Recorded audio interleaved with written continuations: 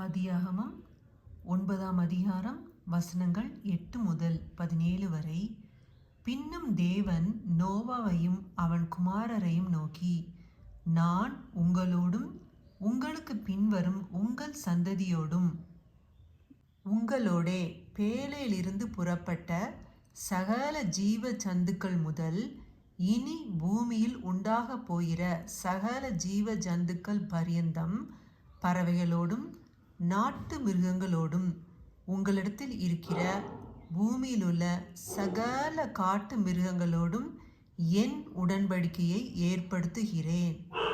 இனி மாம்சமானவைகள் எல்லாம் ஜல பிரளயத்தினால் சங்கரிக்கப்படுவதில்லை என்றும் பூமியை அழிக்க இனி ஜல பிரளயம் உண்டாவதில்லை என்றும் உங்களோடே என் உடன்படிக்கையை ஏற்படுத்துகிறேன் என்றார்.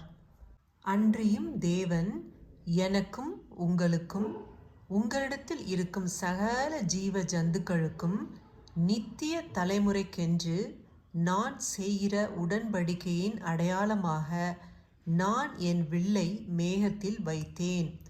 அது எனக்கும் பூமிக்கும் உண்டான உடன்படிக்கைக்கு அடையாளமாயிருக்கும்.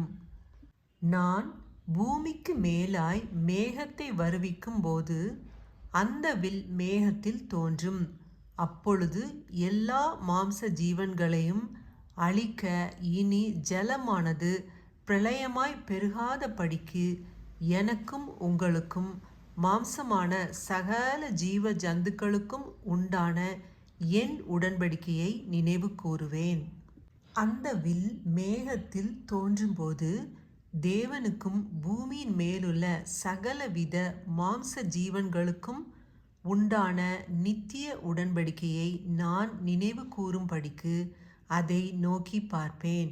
இது எனக்கும் பூமியின் மேலுள்ள மாம்சமான யாவுக்கும் நான் ஏற்படுத்தின உடன்படிக்கையின் அடையாளம் என்று நோவாவோடே சொன்னார்.